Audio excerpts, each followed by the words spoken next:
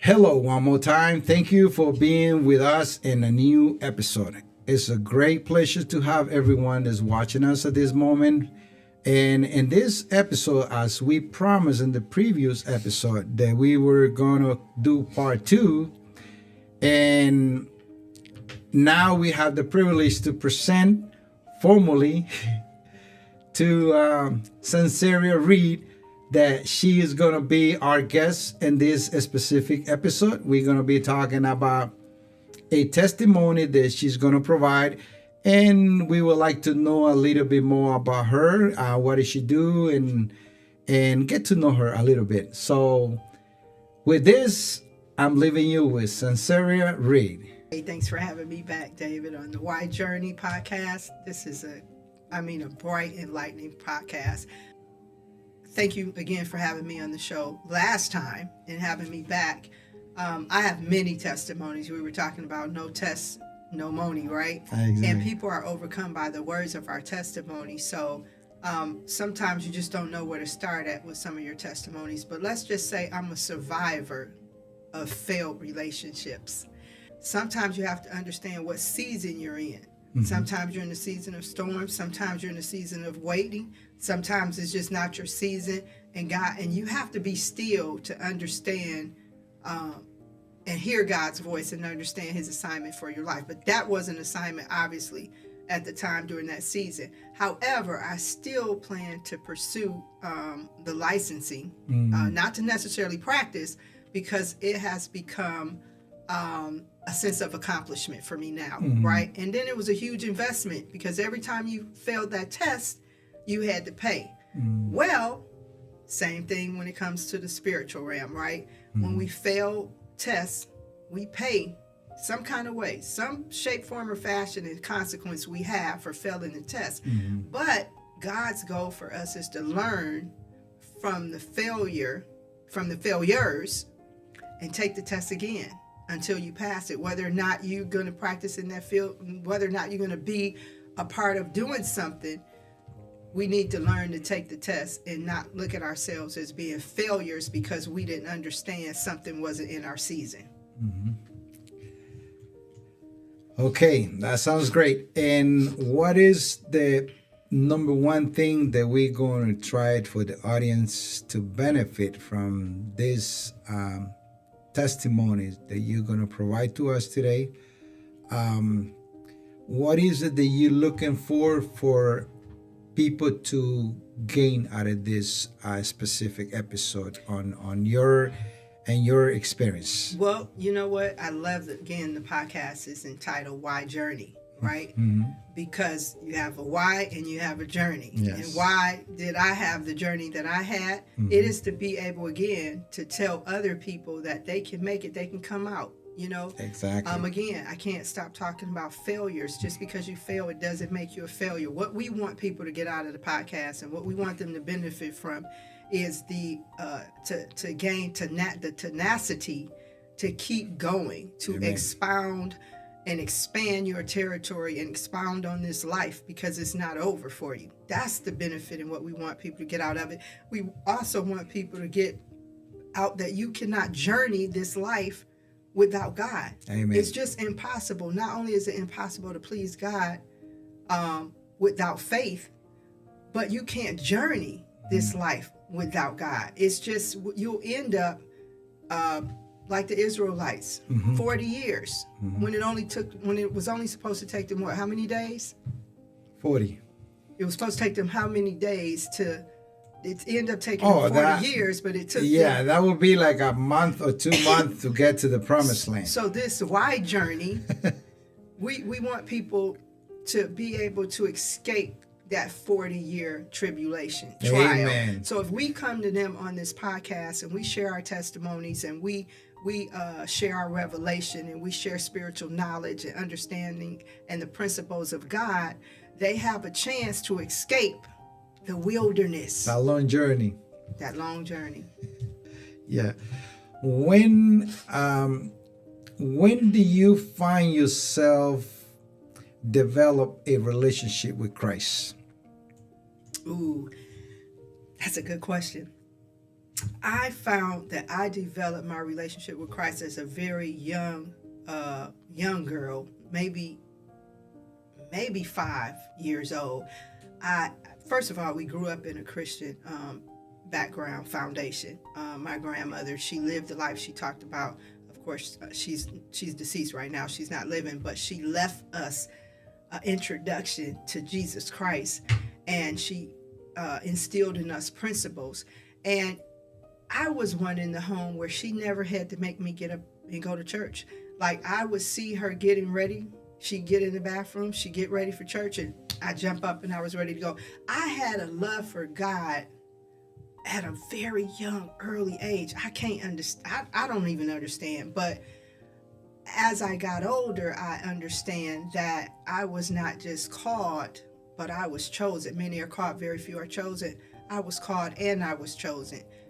How do you came to that conclusion that you understood that I know that I depart from the Lord and I need to get back on track? When that happened, do you walk away, and when do you come back to truly embrace God again? That's another good question. When I per se have gotten far away from God and I needed to know that I have to go back,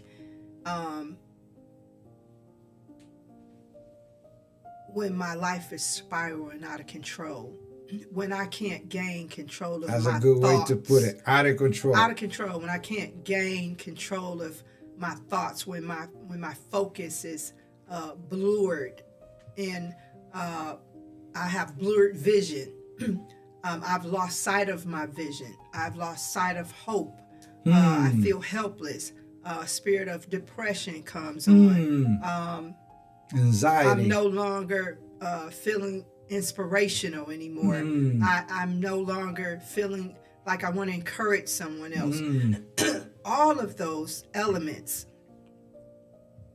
has led me to believe that you better get back because the enemy would like to swift us like wheat. Yes. And if you're going through all those different elements, you better get back, because if you stay in that frame of mind and in that mindset too long, the enemy, he'll do his job on you. He'll do it, yeah, pretty much.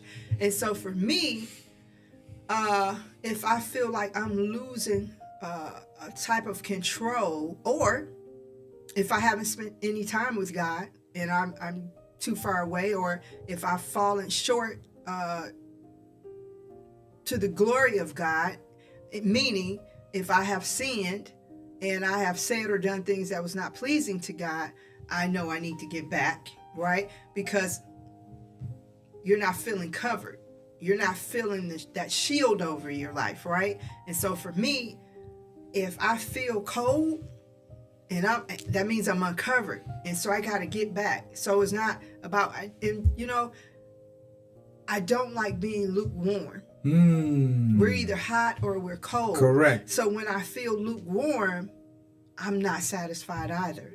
I still got to work to get back, right? Yes. Now, are we always going to stay back? And are we not going to fall short to the glory of God again in this life as humans? Absolutely. Yes, we are. And yes, we will. The key is understanding the difference from condemnation and conviction. Conviction, correct. When you have established and you have a relationship with God, you'll be convicted. And when you're convicted, you go back. You get back. Condemnation, for those that do not know, comes to keep you in that very sin, to keep you in a panic, to keep you dealing with anxiety, to keep you dealing with the feeling of losing control, or you have lost control, the feeling of hopeless, and that emotional feeling of being depressed. That's condemnation. That's when the enemy is pretty much making what is it called? habit on your life, right? He's just doing whatever he wants to because you're swallowing yourself up in a spirit of condemnation. To own you. Pretty much. So for me, when I'm feeling those all types of emotions and going through those different elements, that takes me back. That's what gets me back into the grace and favor of God. The reason why I'm asking you that question is because at some degree I did the same thing. That when I came to this country when I was 13 years old, to the city of Boston, Massachusetts. And I totally depart, but I'm like you said, when I was a child, my mother used to take us to church, and we get to learn God, and she get to plant the seed in our heart. But the fear of the Lord, the love of God, the respect of God, to God. And when I came to this country and I started seeing everybody talking about the American dream, I began to pursue that dream. So when you're pursuing earthly things, you're departing from God. Yeah. Automatically. Yeah. I don't care what it is, That's how right. you make it, how you do it. But the moment that we begin prioritizing material world, we departing from God. We're departing. Automatically. We're losing the focus, and we're losing the focus then, and that's the beginning of spiraling out of control. What is it to gain the riches of the world and then yet lose your soul? We take nothing, no material gain with us when we. As a matter of fact, it's a saying that say you pay to live and you pay to die. But because it costs just as much to die to have your burial now than it does for you to live, right? But you cannot live this life struggling to gain materialistic things, because you don't leave here with it. However, those things does not worship God, right? So again, what is it to gain the riches of the world and yet lose your soul? It is time for people to put value on their soul right now, right? When I think about my sons and I think about other family members, and as much as our children can be very annoying to us, the one thing we have to get to in this life, regardless of how they're living their life, is, Lord, take their soul. Let their soul go back to you if something will happen to them. And I don't think enough people, and I wasn't always valuing my soul. Come on, none of us really were at some point in time. But our soul is worth everything. Yes. Everything, because there is, I believe, an eternal life after this life. And so we have to make sure that we are putting in good deeds more than bad deeds, right? We have to make sure that we are trees that's being planted, because at the end of the day, we understand that we're just vehicles passing through this life, right? But as vehicles passing through this life, we are to be transportational people. We're supposed to take people on the journey with us. Amen. And we leave so many people out. We don't want them riding with us because they have flaws. You know, I was dating a person at one time, and I could put on my best dress, David, my best hairdo. I mean, nails done, makeup done, hair done, dressed done, and never get a compliment. But they were quick to pick out flaws. Quick to pick out flaws. Yeah. We can't allow people to pick us apart, right? But when somebody is quick to pick out a flaw versus compliment you, that is someone that wants to remind you of your imperfections. Correct. If you have that much energy to pick out my flaws than to give me a compliment, oh, your hair is nice, oh, you smell good, oh, you know, your dress is nice, but you can pick out something in my eye, or you know, little thing. Yeah. It's like, we cannot allow people to, first of all, we said in last episode, to define who we are, but we can't allow people to put that the stigma on our life either. And even though we're to live this world as we do as humans, we are to remember that though you can pick out my flaws, though you can see my flaws, thank God you can't do anything with my soul. Another question that since now we going into the conversation is going into the relationship. At your point of view, because I have my own point of view in regard of the deterioration of relationship. I have my own points of view, and I see all the flaws, the ups and downs that has been occurred based on decades, not on not even in years. We're talking about decades of declination of relationship.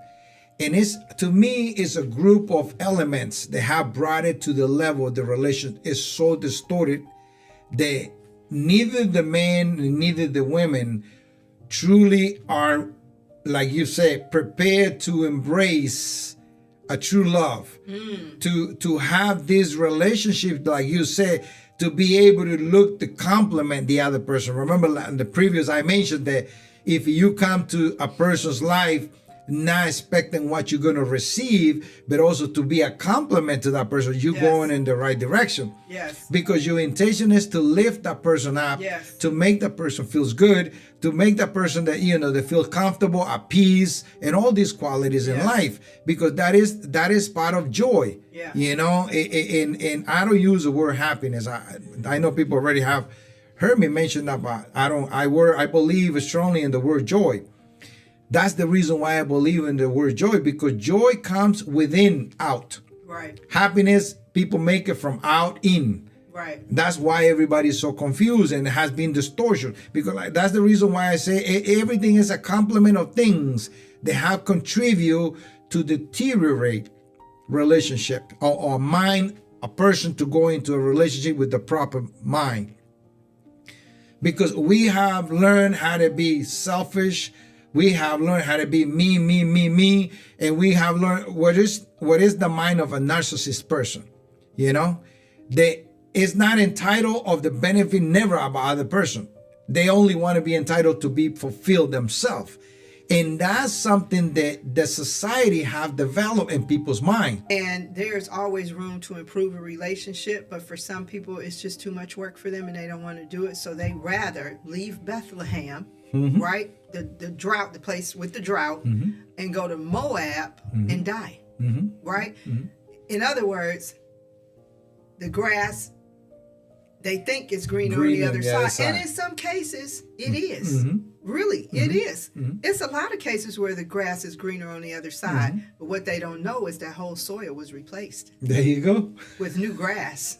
New grass. Yeah. It's not the same grass. So again, it may be greener, but you don't know what all that tilting, the dirt, and in order to get that new soil, and then here you come in and you think you're going to reap the benefits of it just being green, but you wasn't there when they got the new soil. So what it took to that soil give that green grass. Right, but when you go over there, right? So again, you leave Bethlehem, you go over to Moab, so you go where the grass is greener, not understanding or realizing what you're really getting into, because it's so much underneath that soil, that dirt, in order to get that new greenery. And now you're dealing with way more over in Moab, probably right before you die, than you had to deal with in Bethlehem. Bethlehem was just a drought. Moab was death.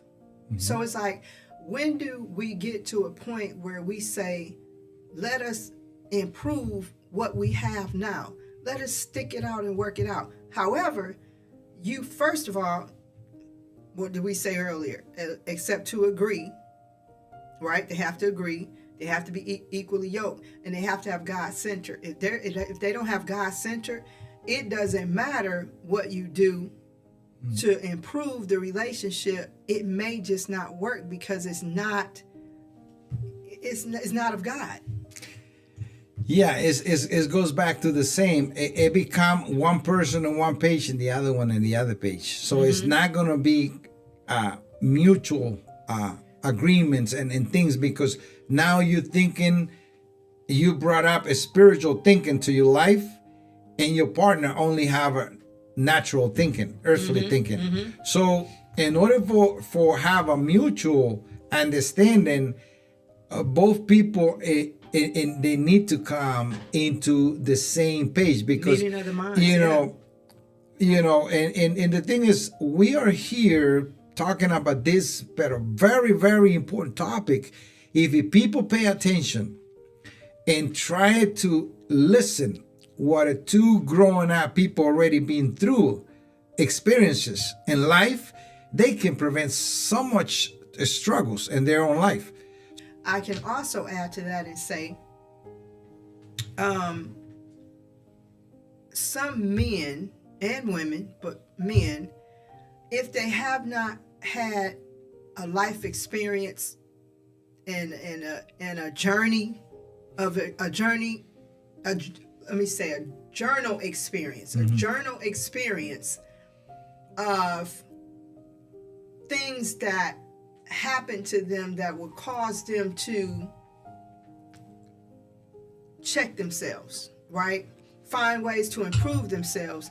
Then whatever relationship they enter into is going to be rocky, whether it's a financial challenge in the relationship or not. Men have to be, if there's men that's probably watching your show and they desire to have the same thing that women want to have, and that's a husband and that's a wife.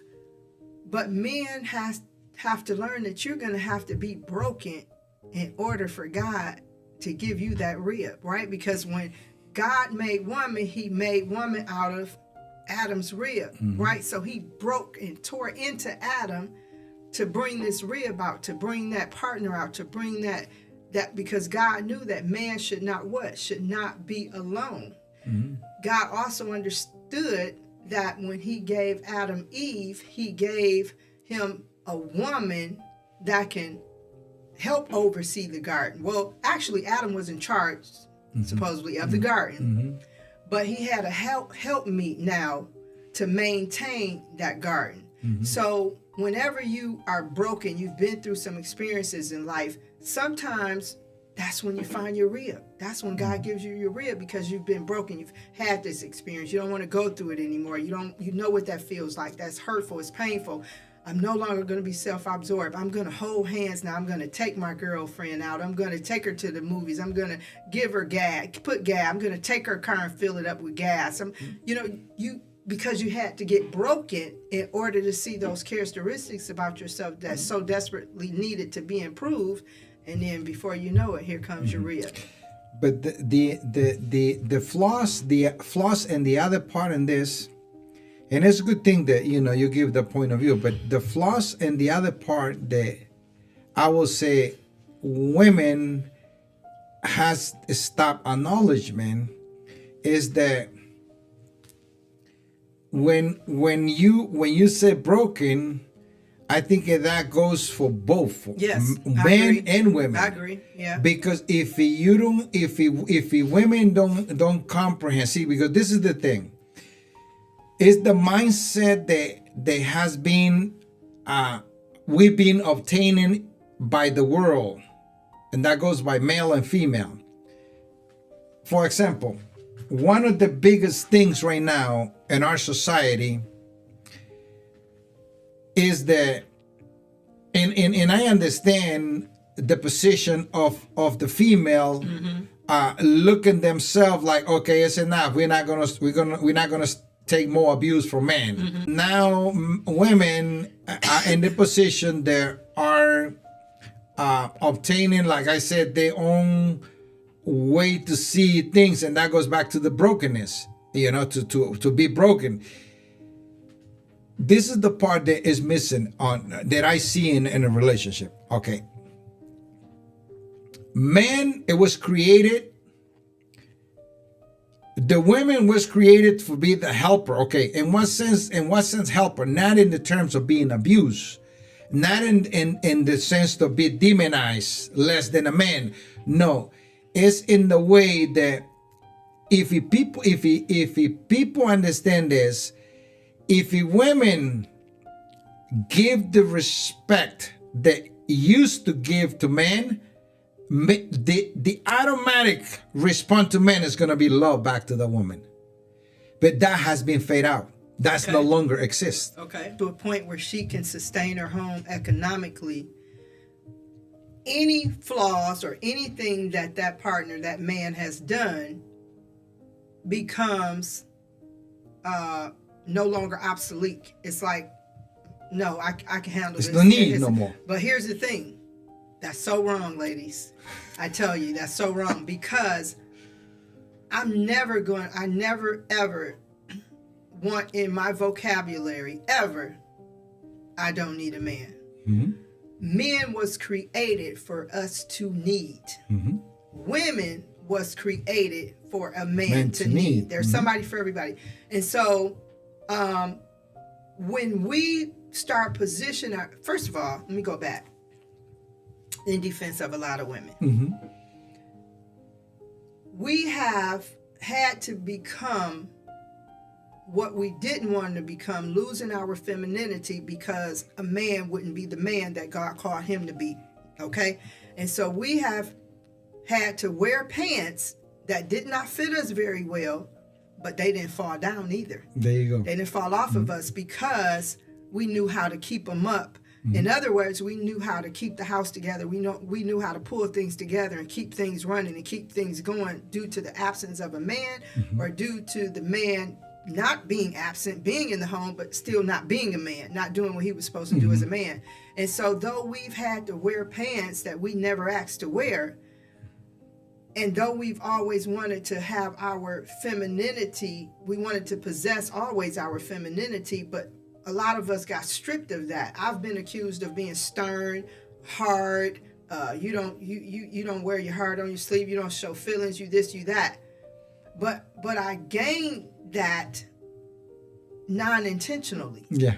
Okay. It wasn't intentionality that I became the way that I was accused of being. It was because I was left always with the heavy bag, one that I was never supposed to carry because it was always too heavy for me. I was left wearing the pants that I was never supposed to wear because the other person did not wear them, refused to wear them. And now I have a question in regard to that principle that you touching. Man, stop it being man, because that's the reason why I'm trying to this message. Everybody don't start pointing fingers at each other. That's not the intention in this podcast to do that. Right. The intention in this podcast to do is to realize what's the cause, the root of the cause. Right. Because everything, when you looking in our time, modern time and era that we are, it's easy to point fingers and judge and accuse somebody else and try and defend our points. Right.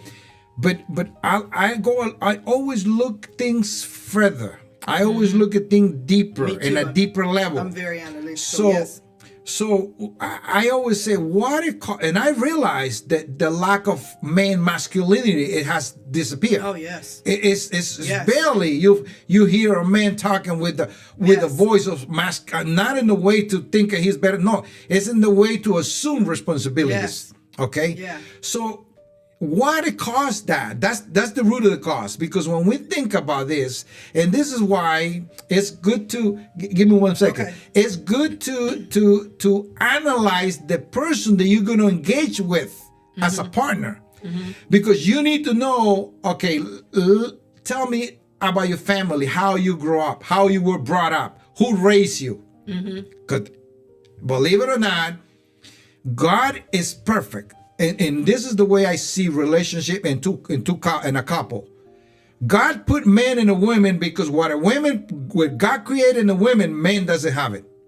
And what a man has in a man, a woman doesn't have it. And this is the big misunderstanding that people don't comprehend. And it become crucial and critical to the point the man stopped being man, doing his responsibility, his role as a man, and left the women, or let me put it the other way too. It can go either way. It's either the men walk away or the women saw the capability, I don't need you, I can run my kids, raise my kids on my own. By his own words, he says to me this, Dad, the biggest decisions that I ever done in my life is move back with you. Because he realized that now he has a role figure that he looked up to. Mm-hmm. Not even 6 months ago, he just told me something that I'm always being aware of it. He said, Dad, I want you to know that I watch you very close. Everything you do. So, which brings the confirmation that he needs the role figure. Now, you ask that boy how he gonna treat a woman, he's ready for it. He knows. But if he would be raised by his mom, he wouldn't know none of that. So this is the lack of man right now. Mm-hmm.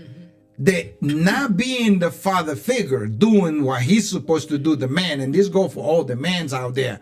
Don't think about you, because the moment you have a children's, mm-hmm. your life stop. Mm-hmm. It's that children's life that begins. That's right. So please get this. If you walk away from your children, you harming your kids in every way. This is why the society is the way it is. Mm-hmm. And this is the 100% true. I don't care if other people disagree with me, but this is what I see, the lack of manhood and the man not taking responsibilities. Don't be accountable for his duties and duties to provide respect, guardians, and protection of the family. You know what's happening too? It's a lack of forgiveness that happens in the relationship once the relationship is severed and people are divorced or become separated. Somebody is not forgiving the other person. There you go. That's the other part. When you lack forgiveness, when you lack unforgiveness, it affects your decision making. You can't make informed choices, right? Mm-hmm. And because you can't make informed choices as a result of your unforgiveness, it affects your children. Correct. You find that when women and men separate and they divorce and they go their separate ways, a lot of them divorce the children. And the children had nothing to do with the divorce. So as you looked in the camera and you told your audience what you just said is very key to understand and to know that the children are innocent. They did not ask to be here. Correct. They did not file for the divorce. Mm-hmm. And for you to just throw away your children and your responsibilities because you cannot forgive the mother or you cannot forgive the father, you are affecting a whole generation. A whole generation. And the way they act out is ways we've never experienced or seen. And it's to the point now where some of these families and children have to get counseling, mm-hmm. right? So I had the same thing with my sons. My sons, after my divorce, their dad went away for 2 years. 2 years without seeing or even calling his children. And I never even wanted to. That's pretty amazing. Yeah, and I never wanted to go after child support. And some women are left with no other choice but to pursue child support because there are a lot of forgiving women. There are women that actually give a man the opportunity or a father the opportunity to come around, because some of us understand they may be bitter and they may be hurt. Mm-hmm. They need time. But again, if they lack God, if they lack a relationship with God, it's going to take them forever to come around, if at all, because they're not trying to develop a relationship with God. And when you get God in your life and you develop a relationship with God, forgiveness, the true forgiveness comes in. Yeah. So that's the part of it that you know, I'm so grateful that I went back before the mother of my children and I, we break the relationship, we separate each other. I was blessed to be back on the path of Christianity, you know, because I listened God's voice. Mm-hmm. You know, I went back, I already gave a little part of my testimony how that happened, you know, when God confronted me that I wasn't teaching my kids about him when my mother did to me, and he told me straight that way. He said, "You're being selfish because your mother taught you about me, and you haven't done it to your children." And it's our responsibility to do that. So right at that moment, I feel a big conviction, and I said, the mother of my children, I said, "Can you please get ready for Saturday? We going to church." She looked at me and she says, "Going to church? We've been married 23 years and we never been in a church." I said, "Yeah, but things change. I understand." I said, "If you don't want to go, it's fine, but get the kids ready," because I was listening what God told me. Okay, and this is the part that she probably at that moment, I don't remember if I expressed it to her this way, but now she's gonna start to understand by listening to this that I was told by God to do what I begin to do. Okay, because I initiated and we went to church. She got ready with the kids and we went to church.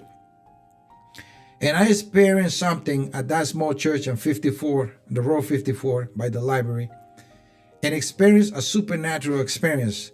That this is what I told people. When we hear God's voice and we obeyed, because that's the key. The Bible talk about he who hears my voice or he who believe. The term in the Bible, believe, is linked with obedience. The devil believe and tremble, the Bible said, when he remembers. Okay? The demons believe. But one thing is believe and the other thing is obey.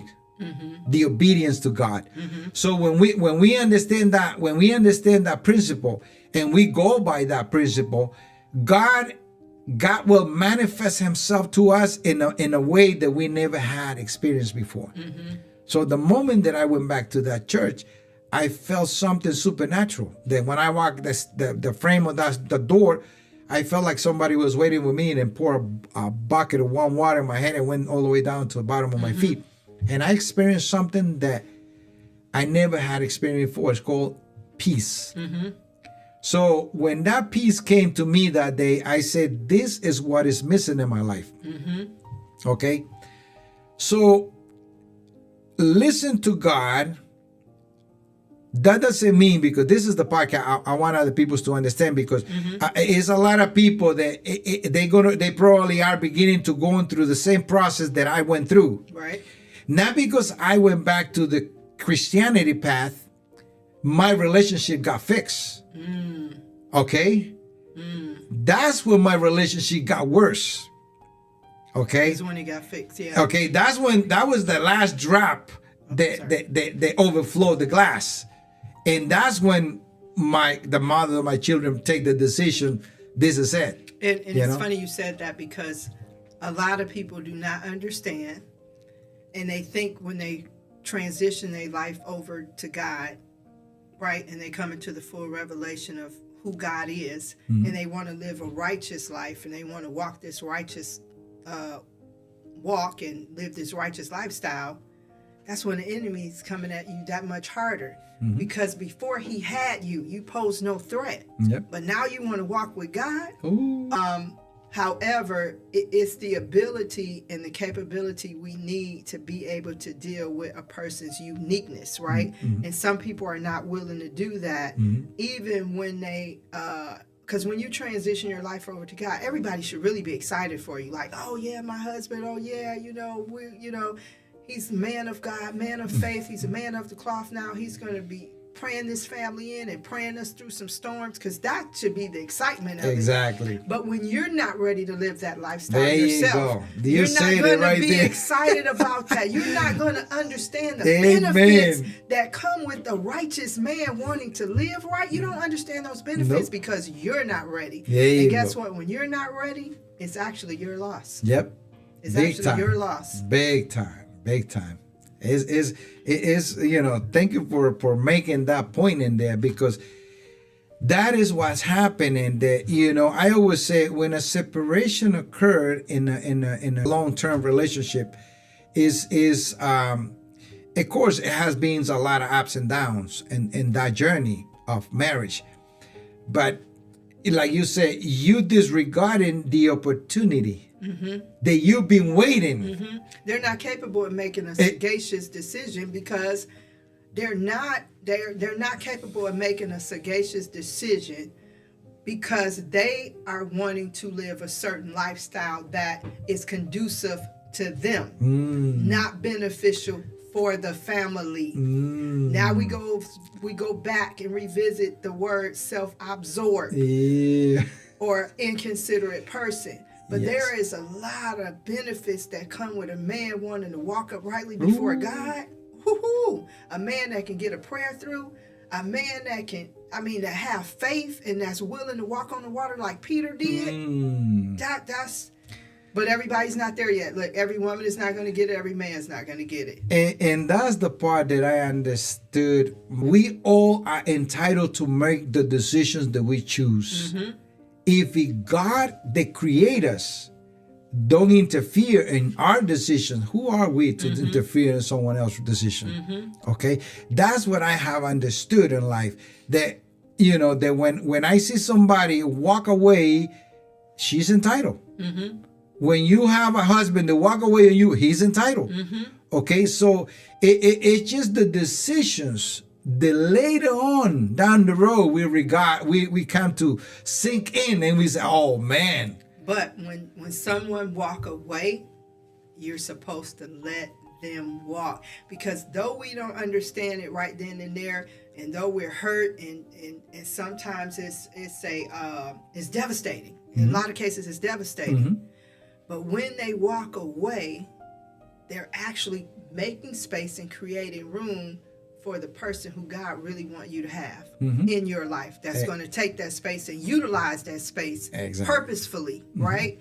And so someone walking away and walking out of our lives is not always a bad thing. Yeah, it feels bad at the time, but later you'll see the benefit. You'll see the benefit. One of the things that I focus more into instead of give room in my mind to regrets is that I understood the principle of God's purpose in our life.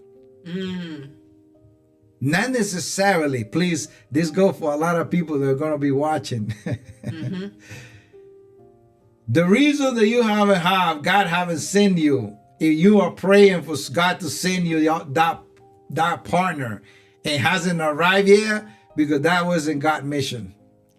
God's mission is to develop the purpose that He created to your life. And sometimes not necessarily have to be bringing someone else into your life, because that's not your purpose. Your purpose is to walk alone. And this is what I tell people. This is what I tell people. When you start to understand that put apart doesn't mean that you're alone. That's right. Okay? Because you can be surrounded by people and you still feel lonely. Right. I was in a relationship, and when I actually finally called it off, one of the things I said was, it makes no sense to be in a relationship and still be alone. It makes no sense to have a man, but then you have to go look for other men and or a man to do all the things that you were capable of always doing. And you can be married, you can be in a relationship and still be alone. But when you're not in a relationship at all with man or woman and you feel lonely, it's because you're lacking now the fulfillment of Jesus Christ, because he'll fill that lonely void. And us as humans, there's times we're going to get lonely, but that's when you have to go to God and say, hey, I'm feeling some kind of way. Fill this void. Cover me. Send your angels to encamp around about me, to give charge over thee, to keep thee in all thy ways. Send your angels, and He will. And then that lonely feeling will eventually fade away. The trajectory. The word loneliness is something that is a state of mind that people fall into. It is. And it's an emotion. It is an emotion, of course, because the Bible says, as men think, so is he. So is he, yeah. So when you give it a thought in the negative way, any thought will put you in a wrong emotion, and a feeling that it will make you feel all kinds of insecurity, fear, all kinds of stuff, because when you understand God's law, and this is why it helped me to understood, and this is the reason, sometimes it takes us years to come to understand why God permitted the separation from another, why God is pulling people away from me, for example. Okay? What is it that God is trying to make me understand? Yeah. To I need to pay attention. Yeah. Okay. And sometimes we need to be closer, drawing closer to God. So sometimes He has to remove people out of our lives that is causing distractions. Because when you don't have the power to do it yourself, He'll remove them for you. Oh yeah. But it's because God can be a jealous God. And when He wants your attention, He wants your attention. When He's trying to give you revelation, when He's trying to pour into you, when He wants you to be aware, when He wants you to acknowledge certain things, certain people cannot be around you, especially the ones that causes the distractions. And that's when you will revert back to feeling alone again.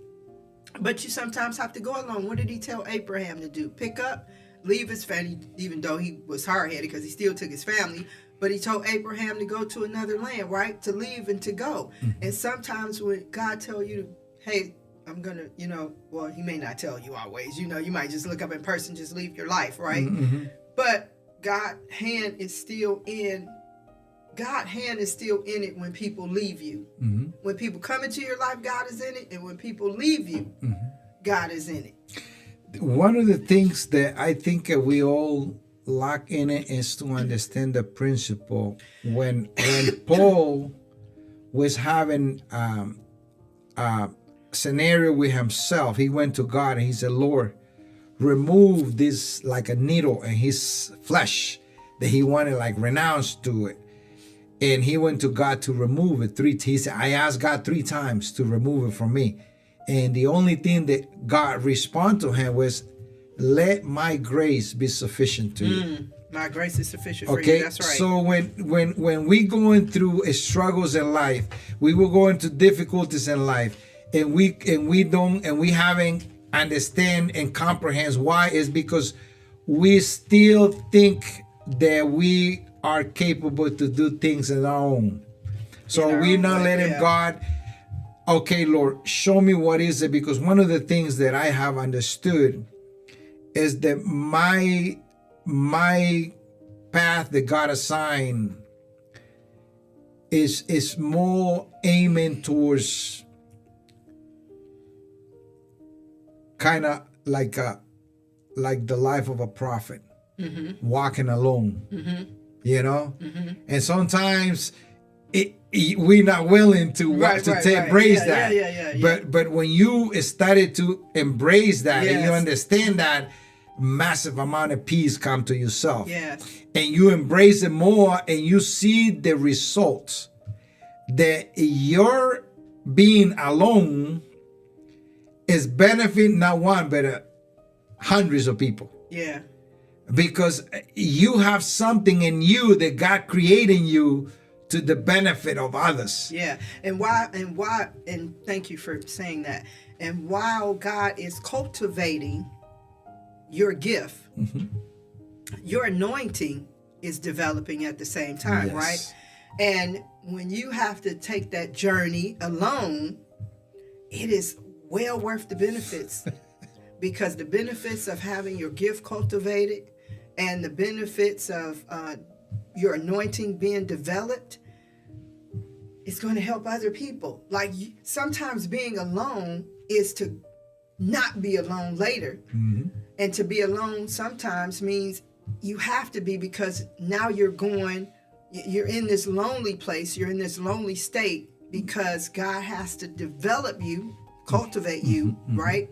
So that you can be able to help so many thousands and millions of other people. And so when you think about the benefits that comes sometime with being alone, it's worth it. That's joy. It's worth it.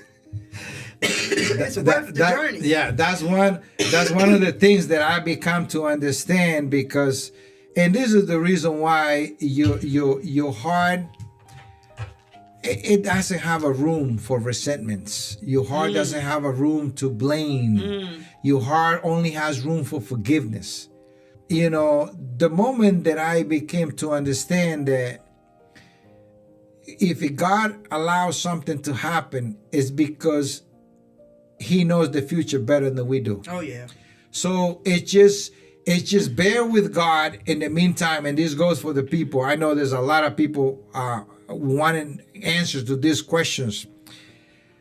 If you bear with God decision in your life, you will feel joy at the end when you find out that what God assigned to you is the best. Because to me, this is the reason the way I feel.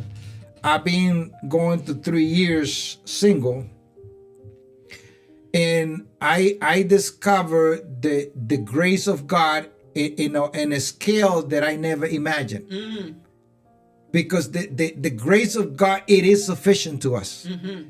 Because the grace of God, it brings us to the state of being the way that God created us, in the image and likeness of Him.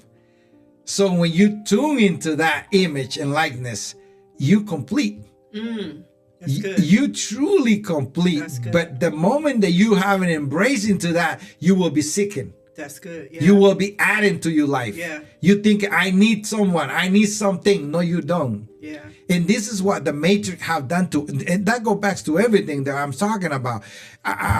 Too bad that we can, extend things the way that I would like to. People is tuned to, but we will probably, hopefully, if he sincerely allow us, we will make another talk. We're gonna come back. Yeah, we're gonna come back. Oh my God. Yeah, because it's so much.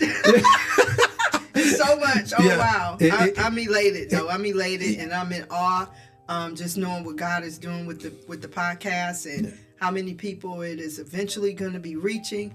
And we're like we say, we're on this journey to benefit others. So thank you again for having me, David. Yeah, of course I'll come back. Yeah, I know I'm an individual person that has been on a journey. I'm still on a journey, and we have a lot in common. When it comes to past history and because we into people's skills. Yes. Yeah. So I thank you for having me. Yes, thank you. It's our pleasure to have you in this podcast, and like I said, we are so grateful that we touch these so important principles because I know and we know that we talk about this out of the cameras, and we were saying that the objective in these talks is to enlighten so many minds out there that are confused, don't understand why, and we trying to find someone to blame. Sometimes it's no one to blame. Sometimes it's a path, it's a journey. It's a stage of your journey that you need to embrace. And you know what? And not only that, someone needs to know we are all inadequate in a lot of areas of our lives, right? I'm not the most eloquent, articulate speaker, right?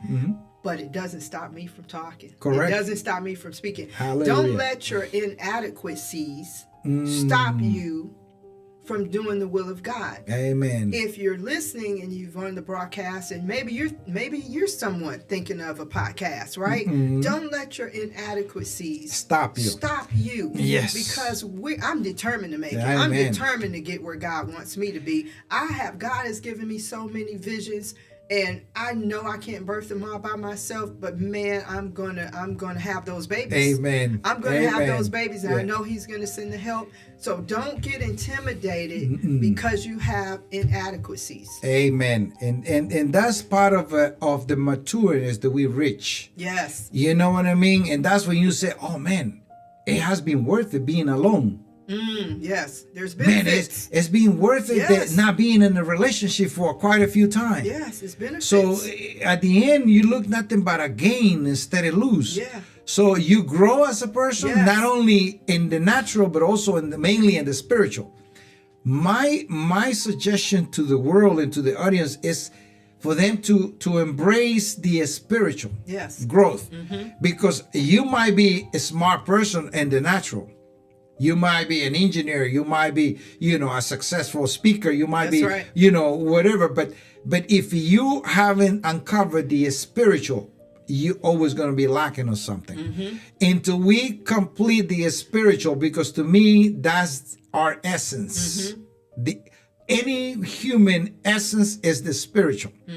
Until we don't connect back to the origin of that spiritual, we're going to be seeking for something or someone to fill that gap. That's right. And that's the problem with our society, that we haven't have time to being alone to think. There you go. That's a good way to end it. And we are essential. We are very essential people, meaning we matter.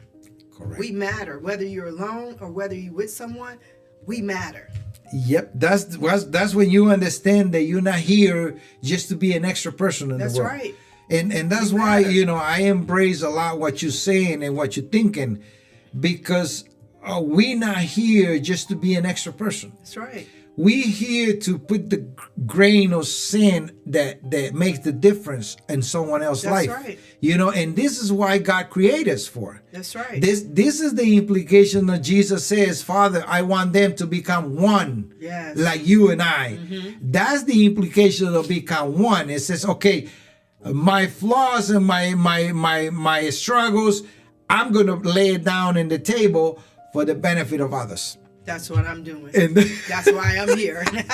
Thank you, David. Yeah. Thank you for saying that for me. And Yeah. I like I said, I appreciate being here. Yeah. I have no problem with sharing. I mean, maybe one day you'll take calls, or maybe someone will write you and they have some questions. Hey, we're not on TV. We're not Hollywood stars. No. I mean, we're right here living daily life just like someone else right now that could be watching, right? But we're two people that are not shy there you go. to tell our stories. There you go. And this is the difference between a podcast and a TV station. Yeah. The podcast, we talking things life. Yeah. We talking about living experiences. We not talking about theory or philosophies no. We're talking about daily living scenarios. Yes. Yes. Like what it is, the family, Yes. the relationship, Yes. the children, all these things, that all those values that has been gone. Yes, You know? realistically living. Yeah, so we trying to embrace this and share with people, for bring that awakening to people. Say, oh man, this guy just said something. I've been away from my kids just because my See? wife chose to separate. But my kids, it will remain my kids until I die. Yeah. So I need to go back and regain that relationship, and establish that relationship. Now, like we're saying is this. We're going to come to a point that even family members will make the decision to depart from us. And we need to respect that. We need to embrace it. We got to let them, Embrace the change. do that wish that they have to find themselves without ourselves. Yeah. Because that's the way, and that's when we let somebody go, doesn't mean that we don't care. That's not, we don't care. No, we're just giving the space that person is asking Yeah. for. Okay. Yeah. So when we give the space, that person have the opportunity to grow. And that's all what we do. Yeah. So we're not doing it in a way that, oh no, I wish that everything goes. No. Everybody that have put God in his heart, they have to throw away all the wrong negative thinking and embrace the positive thinking that will bring you back to that origin, image, and likeness of God. That's what we do. That's what we need to embrace. So again, thank you for being our guest today. Yes, you're welcome. I enjoy, as always you do. I enjoy the company to talk about these Yes. so important topics that the world needs to embrace and think about it, because our society is collapsing. It's falling apart in every way. Not only in relationships. Sometimes we focus. It's in every way that we losing our generations. Yeah. So I hope that this podcast, it has been enlightenment for some people that are watching, and I hope that we continue tuning, because like we said, we're gonna try to bring another topic and another episode talking about benefit of others. And until next, Why Journey. God bless everyone.